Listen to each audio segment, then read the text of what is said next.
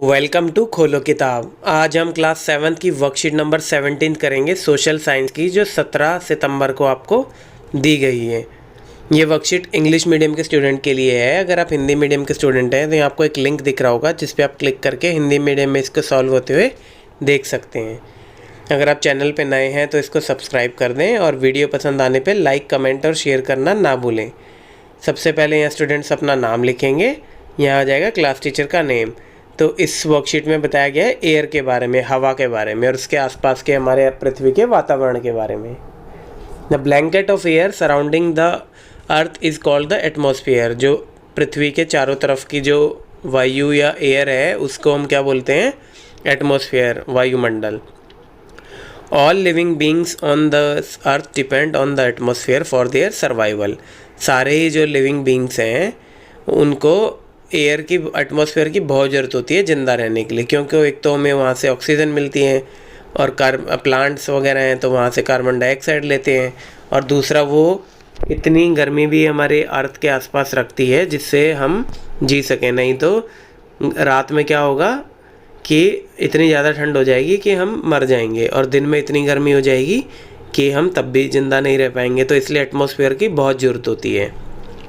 It provides us air to breathe and protect us from suns harmful rays. अब harmful rays से कैसे protect करेगा atmosphere? Atmosphere के अंदर ओजोन लेयर होती है, वो सन्स की हार्मफुल रेडिएशंस होती हैं, ultraviolet rays UVA and UVB, उससे प्रोटेक्ट करती है। और साथ में if there is no atmosphere we would be baked during the day with extreme hot rays of the sun and got frozen during night. यही लिखा है इसमें, एटमॉस्फेयर नहीं होगा तो हम दिन में बिल्कुल जल जाएंगे और रात में बिल्कुल जम जाएंगे। Thus the atmosphere has made the temperature of earth liveable. इसलिए एटमॉस्फेयर ने जिंदा रहने योग्य टेम्परेचर बनाया हुआ है अर्थ। फिर क्या बताया हुआ है? The air we take in while breathing is actually a mixture of gases. जो हम सांस लेने के लिए हवा लेते हैं वो मिक्सचर ऑफ गैसेज होता है, जैसे nitrogen, oxygen, argon, carbon dioxide and all other gases. देखते हैं इसको जूम करके कौन कौन सा होता है। नाइट्रोजन 78% होता है ना।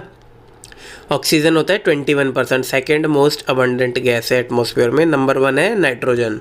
ऐसे क्वेश्चन कई बार कंपटीशन में भी आ जाते हैं, तो इसका भी हमें ध्यान रखना है कि most abundant gas in atmosphere क्या है? नाइट्रोजन। Second most oxygen.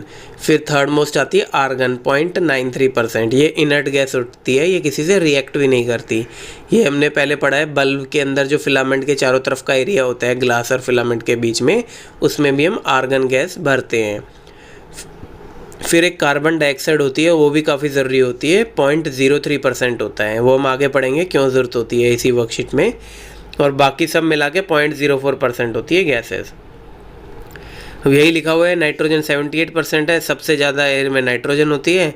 और इसकी ज़रूरत क्या होती है? Growth of trees and plant. पेड़ पौधों की ग्रोथ के लिए ये काफ़ी ज़रूरत होती है।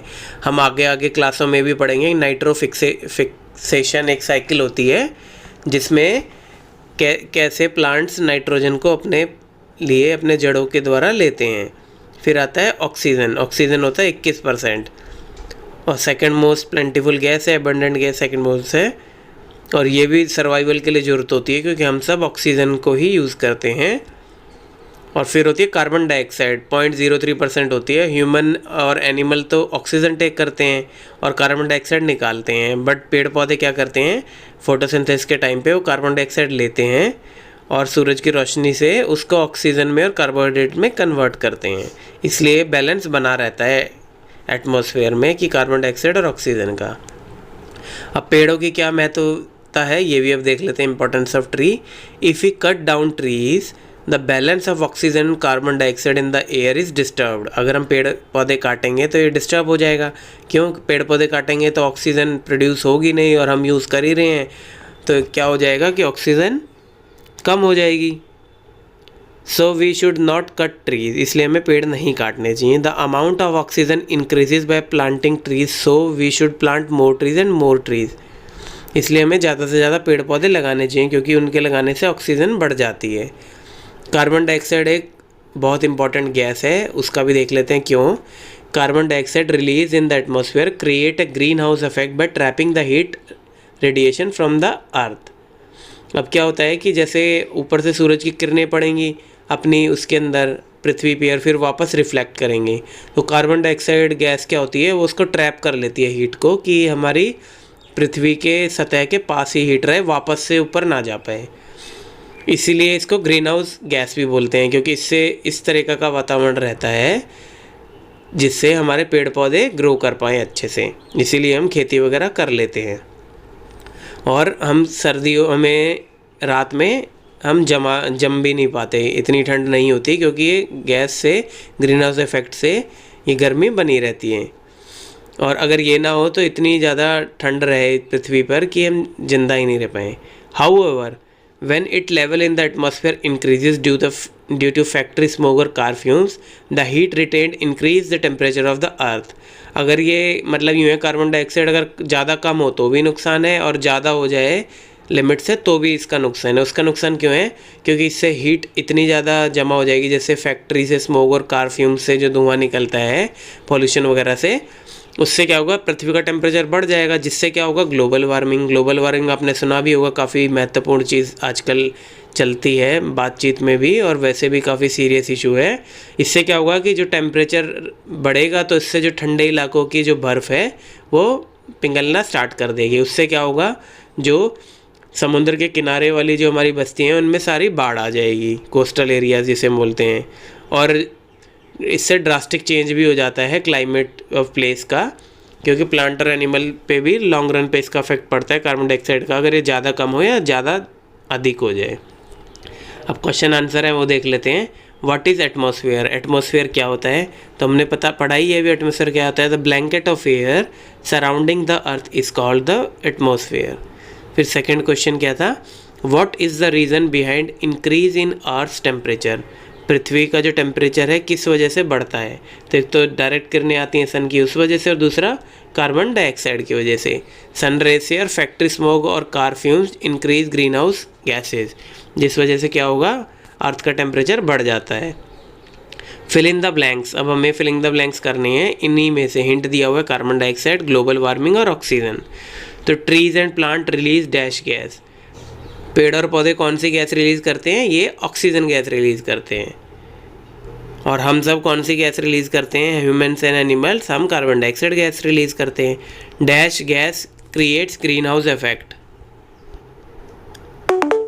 तो कौन सी gas, carbon dioxide gas green house effect करती है, ये भी हमने अभी पढ़ा है। फिर थर्ड है rise in temperature of earth atmosphere is called, अगर अर्थ का एटमॉस्फेयर में ज़्यादा टेम्परेचर बढ़ जाता है तो उसको क्या बोलते हैं, ग्रीन हाउस या global warming. Green house effect ज़्यादा हो जाए तब बोलते हैं इसको ग्लोबल वार्मिंग। फिर क्वेश्चन नंबर 4 क्या है, मैच द फॉलोइंग, इसमें मैच करना है। अब हमने पढ़ाई था वो बड़ा सा ग्राफ भी देखा था आपकी फ़ोटो। नाइट्रोजन सबसे ज़्यादा अबंडेंट होती है 78%, तो फर्स्ट का हो जाएगा सी। फिर है ऑक्सीजन, ऑक्सीजन है सेकंड मोस्ट अबंडेंट, तो ऑक्सीजन कितनी होती है 21%, तो इसका हो जाएगा सेकंड का डी। फिर कार्बन डाइऑक्साइड हमने पढ़ा है 0.03% होती है, तो थर्ड का हो जाएगा बी। फिर आती है आर्गन, आर्गन का भी हमें पता है 0.93% होती है, तो इसका हम आर्गन का लिख देंगे 0.93%, यानी फोर्थ का हो जाएगा ई। और फिफ्थ होता है ऑल अदर गैसेस जो होती है 0.04%, तो ये लगा देंगे 0.04%। इसी के साथ हमारी ये वर्कशीट आज की कंप्लीट हुई। मिलते हैं नेक्स्ट वीडियो में नेक्स्ट वर्कशीट के साथ। Don't forget to like, comment, share and subscribe the channel. Thank you.